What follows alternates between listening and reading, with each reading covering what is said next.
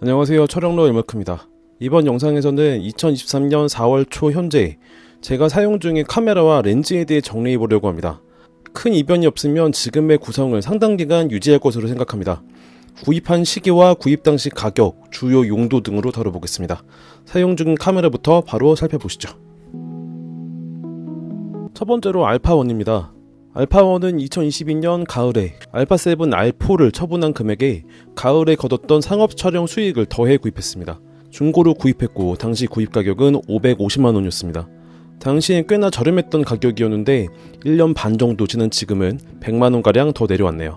저의 메인 카메라이고 스포츠와 공연 사진을 중심으로 풍경이나 스냅 사진 등 여러 용도로 사용하고 있습니다. 무엇보다 초고속의 AF와 연사 촬영, 이미지 저장 성능 때문에 알파1 구입 후 개인적으로는 스포츠와 공연 촬영 비중이 훨씬 더 높아졌습니다. 하지만 반드시 특정한 촬영 장르에 국한되지만은 않고 여러가지 피사체를 다양하게 촬영하는 편입니다. 앞으로 소개하는 두 대의 카메라도 큰 장르 구분이 없지만 사용 빈도에서는 약간의 차이가 있습니다. 두 번째는 알파9 마크2입니다. 알파7 마크3의 발표가 코앞이었던 지난해 늦가을에 구입했습니다. 알파9 마크2는 1세대인 알파9에 비교해서 이미지 품질이나 기타 주요 성능에 큰 차이가 없어 큰 인기가 없었던 모델입니다. 2019년에 출시된 이후 상당한 시간이 지났고 가격이 많이 떨어져서 2400만 화소급의 이미지 크기를 지원하는 바디에서 이면조사 적층형 센서를 가진 카메라로는 거의 대안이 없는 상황입니다.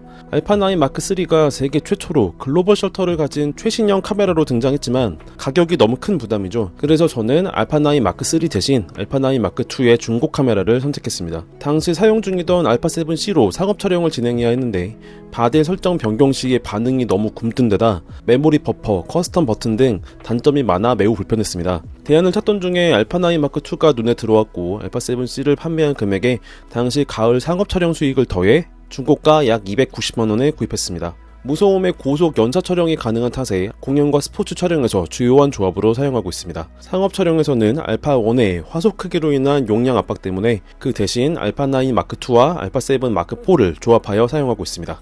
세 번째는 현재 영상을 촬영하고 있는 바디인 알파7 마크4입니다. 2021년 말에 출시 당시 가격 309만원을 주고 신품으로 구입했습니다. 4년 가까이 사용했던 알파7 마크3를 판매하고 금액을 보태 구입했는데요. 오랜 시간 주력 카메라로 사용하다가 최근에는 메인 바디라기보다는 3번 카메라로 주로 사용하고 있습니다. 현재처럼 영상 촬영이나 세대 모두 투입하는 타임랩스 인터벌 촬영 등에 주로 투입하고 앞서 말씀드린 것처럼 상업 촬영에서 알파9 마크2와 주요하게 조합하여 사용하고 있습니다. 최근에는 사용 빈도가 많이 떨어진 것이 사실이네요. 이상으로 제가 사용 중인 세대 카메라에 대해 말씀드렸습니다. 다음으로는 사용 중인 렌즈에 대해 풀어볼 텐데요. 단렌즈에서 망원 렌즈로, 광각에서 망원 순으로 소개하겠습니다. 최대 광각의 단렌즈부터 바로 살펴보시죠. 지금부터 단렌즈에 대해 다뤄보겠습니다. 제일 먼저 다룰 렌즈는 소니의 20mm f1.8 G렌즈입니다. 삼양 24mm f2.8과 자이스 25mm f2를 거쳐 구입한 렌즈인데요. 제일 먼저 구입했던 24mm 렌즈는 탐론 2875 렌즈를 사용하던 시기에 20mm대의 광각 영역이 살짝 부족해 구입했던 초점거리 렌즈였습니다. 약 3년 전에 신품으로 98만원에 구입했는데요. 워낙 가볍고 조리개도 밝은 데다 AF와 선회도 역시 훌륭해서 매우 만족하는 렌즈입니다. 현재에는 여행에서 2470과 조합해 넓은 화각의 사진을 촬영하거나 전체 사진을 촬영하는 데 주요하게 사용하고 있습니다. 두 번째는 가장 최근에 구입한 렌즈이자 유일한 수동 렌즈이고 유일하게 소니 렌즈가 아닌 제품입니다. 삼양의 24mm f3.5 틸트 시프트 렌즈입니다. 지난 1월에 중고가 25만원에 구입했는데요. 시프트 기능을 이용한 건축 사진과 틸트 기능을 이용한 미니어처 효과가 궁금해서 구매해 사용했던 제품입니다. 사용이 워낙 번거롭고 제한적이라 구입 후 딱 한 번 사용하고 보관만 하고 있습니다. 추후에 진득하게 사용해본 뒤에 리뷰 영상으로 한번 다뤄볼 생각입니다. 세 번째는 소니의 35mm f1.4 GM 렌즈입니다. 삼양의 35mm f1.4 AF 1세대 렌즈와 소니의 35mm f1.8 렌즈, 다시 소니의 35mm f1.4 자이스 렌즈를 거쳐 최종 안착한 렌즈입니다. 23년 1월에 132만원으로 신품 구입했고 현재까지 사용 중입니다. 이 렌즈 역시 작고 가벼운 데다 해상력과 AF에서 극상의 성능을 보여줍니다. 다만 좋게 말하면 편안하고 나쁘게 말하면 이도저도 아닌 약간 애매한 화각 탓에 사용 빈도가 그리 높지는 않습니다. 원렌즈로 가볍게 출사를 나가거나 실내에서 촬영할 때 적극적으로 사용하는 렌즈입니다. 네 번째는 소니의 50mm f1.2 G마스터 렌즈입니다. 제가 처음 유튜브 영상을 제작하게 되었던 소니 50mm f1.8 렌즈부터 4년 넘게 사용했던 55mm f1.8 자이스, 그리고 약 7개월을 사용했던 삼양의 50mm f1.4 AF 2세대 렌즈를 거쳐 최종 정착한 렌즈입니다. 22년 여름에 구입 가격 약 190만원으로 유명 사진가인 페이톤 플래닛 작가님의 매물을 중고로 구입한 제품입니다. 약간은 크고 무거운 편이지만 소니 광학 기술의 정수를 보여준다고 알려진 만큼 타의 추종을 불허하는 성능의 렌즈라고 생각합니다. 매우 밝은 f1.2의 조리개값과 극도로 날카로운 선예도, 광속의 AF 덕에 다양한 환경에서 사용하는 편입니다. 무엇보다도 어두운 촬영 환경에서 그 빛을 발합니다. 다섯 번째는 소니의 85mm f1.4 G마스터 렌즈입니다. 소니의 85mm f1.8, 삼양의 85mm f1.4 AF 1세대 렌즈를 거쳐 3년 전에 구입한 뒤에 지금까지 쭉 사용하고 있는 렌즈입니다. 구입 당시 105만원에 중고로 구입했습니다. 70-200 망원 줌렌즈를 사용하지 않던 시절에 85mm 초점거리는 제가 가장 애용하는 영역이었습니다. 지금은 70-200 줌렌즈를 주로 사용해서 예전만큼 자주 사용하진 않습니다. 하지만 지금은 웨딩 촬영 본식에서 가장 기본 렌즈로 사용하고 있습니다.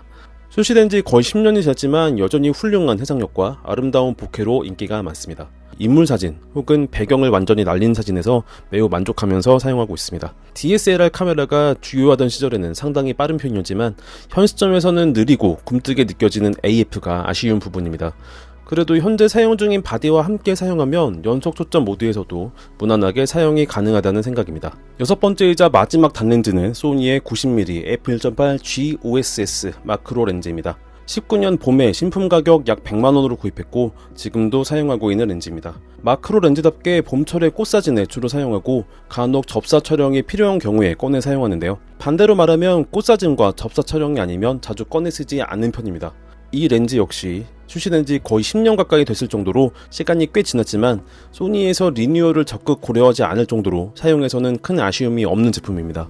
접사를 촬영할 때는 고독스의 MF12 접사 전용 스피드라이트와 조합해 사용합니다. 지금까지 제가 사용 중인 단렌즈를 살펴보았습니다. 다음으로 줌렌즈, 특히 광각 줌렌즈부터 알아보시죠. 첫 번째 줌렌즈입니다. 소니의 1224 f2.8 G마스터 렌즈입니다. 1635 f4 자이스 렌즈와 첫 G마스터 렌즈였던 1635 f2.8 G마스터 렌즈를 거쳐 구입한 렌즈입니다. 1635 G마스터 렌즈를 상당 기간 문제없이 썼는데요. 저를 본식 촬영 업계로 인도한 분이시기도 하고 저의 스승이나 다름이 없는 스냅 다나안의 이 대표님의 뽐뽀로 구입하게 된 렌즈입니다. 구입 당시 약 340만원에 신품으로 구입했습니다. 광활한 초광각의 화각으로 본식 촬영이나 풍경, 실내 건축물, 전체 촬영 등 쓰임새가 많습니다. 성능이야 말할 나위가 없지만 역시 지금도 할부를 갖고 있을 정도로 비싼 가격이 단점 아닌 단점이라고 볼 수 있습니다. 줌밍 시 약간 돌출되는 구슬형 렌즈로 인해 사용할 때 조심스러워지는 렌즈이기도 합니다. 두 번째 줌렌즈는 저의 주력 렌즈 1번입니다. 현재 영상을 촬영하고 있는 소니의 2470 f2.8 G마스터 2세대 렌즈입니다. 저의 첫 줌렌즈였던 소니의 풀프레임용 구형 번들 렌즈와 탐론 2875 f2.8 렌즈, 소니의 2470 f2.8 G마스터 1세대 렌즈를 거쳐 22년 여름에 50mm f1.2 렌즈와 함께 구입했던 렌즈입니다. 출시 당시 소니 공식 홈페이지에서 구입했고 신품가 289만원에 구입했습니다. 상업 촬영의 핵심 렌즈이자 전천후 그 자체인 제품으로 거의 모든 상황에 사용이 가능합니다. 사실 제가 보유하고 있는 렌즈들은 대부분 G마스터 렌즈로 해상력이나 만듦새, AF 측면에서는 아쉬움이 없는 제품들인데요. 흔히 2470GM2로 부르는 이 렌즈는 1세대 렌즈에 비교해 크기와 무게, AF 모터, 해상력 등 전 영역에서 큰 발전이 있어 저 역시 매우 만족하는 렌즈이기도 합니다. 세 번째 줌렌즈는 저의 주력 렌즈 2번이자 알파원과 함께 공연과 스포츠 촬영으로 발을 들이게 해준 렌즈인 소니의 70-200 f2.8 G마스터 OSS 2세대 렌즈입니다. 소니 2470 f4 G 렌즈와 탐론 70-180 렌즈를 거쳐 넘어온 제품입니다.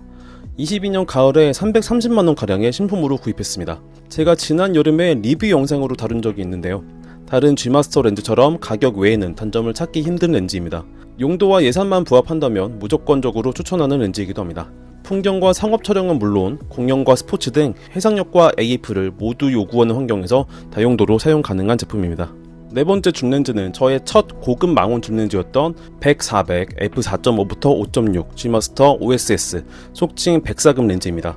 자차를 구입하고 얼마 되지 않은 시점이었던 2020년 초에 240만원가량으로 신품 구입했습니다. 자차를 구입하고 이동 반경이 넓어지면서 촬영할 수 있는 사진의 종류가 많아졌는데요. 당시에는 풍경 촬영을 위해 이 렌즈를 구입했습니다. 쭉 풍경 촬영 용도로 사용해 오다가 공연과 스포츠 촬영을 즐겨하기 시작하면서 해당 분야에서 적극 사용하게 되었습니다. 70-200으로는 다소 멀고 200-600을 들기에는 애매한 거리의 촬영에서 빛을 발합니다. 딱 봐도 렌즈가 굉장히 크죠. 제 손과 비교하면 이렇습니다. 마지막 렌즈는 소니의 200에서 600 f5.6부터 6.7 G-OSS 속칭 2600 렌즈입니다. 이 렌즈는 지난해 8월 말에 구입했습니다. 공연과 스포츠 촬영에서 100-400 렌즈로는 초점거리에서 한계를 느껴 구입하게 됐습니다. 100-400 렌즈에 1.4배 텔레컨버터를 장착하면 최대 망원에서 560mm, 여기에 1.5배 망원 효과를 넣는 슈퍼 35 모드를 활용하면 840mm로 촬영이 가능한데요. 하지만 이 경우 조리개가 최대 f8로 어두워지고 이미지 크기 자체가 줄어서 메리트가 상당히 적습니다. 가령 알파1에 5000만화소로 촬영하면 약 2200만화소 이하로 줄어들게 되는데요. 200-600 렌즈는 이를 보완하기 위해 구입했고 구입 당시 208만원에 신품 구입했습니다. 현재에도 공연과 스포츠 촬영에서 매우 요긴하게 사용하고 있습니다. 앞서 소개한 70-200, 100-400, 200-600 렌즈는 지난해 하반기에 제작했던 소니 망원 줌렌즈 가이드 영상에서 소상하게 소개한 바가 있습니다. 바로 다음 영상으로 기획 중인 스포츠 촬영 팁 영상에서 렌즈의 특성과 함께 팁을 자세히 소개할 계획입니다. 이상으로 제가 사용 중인 세대의 바디와 11개의 렌즈에 대해서 살펴보았습니다. 마지막으로 제습함에서 당당히 자리를 차지하는 2개의 아이템을 짧게 살펴보고 영상 마무리하겠습니다. 첫 번째 꼽사리 아이템은 적외선용으로 개조된 소니 넥스5N 카메라입니다. 이 제품은 이미지 센서에 부착된 IR 컷 필터가 제거된 풀 스펙트럼 카메라입니다. 이 카메라에 일반 렌즈를 마운트하고 대물 렌즈의 IR 필터, 다시 말해 적외선 전용 필터를 붙이면 적외선 사진 전용 카메라가 되는데요. 주간에 반사된 적외선을 담아 색다른 느낌의 사진을 찍을 수도 있고 가시광선을 걸러주기 때문에 도심 하늘에 떠있는 은하수를 적외선으로 담을 수도 있습니다. 사용 빈도는 높지 않지만 가끔 색다른 사진을 찍고 싶을 때 장난감 같은 카메라라고 생각합니다. 약 3년 전에 중고로 8만원에 구입했는데요. 나중에 여유가 있을 때 풀프레임 카메라를 구입해서 적외선 전용으로 개조하여 사용하고 싶은 생각도 있습니다. 이번 영상의 마지막 아이템은 소니의 1.4배 망원 컨버터입니다. 이 제품을 소니 망원 줌렌즈에 사용하면 초점거리가 1.4배로 늘어난 대신 조리개가 한 스탑 어두워지게 됩니다. 가령 70-200 f2.8 렌즈에 사용하면 98부터 280mm 초점거리의 f4 렌즈가 되는데요. 제가 사용 중인 망원 줌렌즈에서 약간의 초점거리가 아쉬울 때 조합해 사용합니다. 다른 선택지인 2배 망원 컨버터에 비교해 조리개 값과 해상력에서 손실이 적고 배율에서도 적당한 타협이 가능해 구매했습니다. 약 50만원에 중고 구입했는데요. 신기하게 찾을 땐 매물이 없고 필요 없을 땐 매물이 보이는 제품인 기억이 있습니다. 이상으로 2024년 4월 초 현 시점에 제가 보유 중인 카메라와 렌즈에 대해 모두 알아보았습니다. 제가 사용 중인 제품에 대해 궁금한 점 있으시면 댓글로 남겨주시길 바랍니다. 이 영상이 도움이 되었다면 좋아요를 부탁드리면서 이상 영상 마치겠습니다. 더 좋은 영상으로 인사드리겠습니다. 지금까지 영상을 시청해주셔서 감사합니다.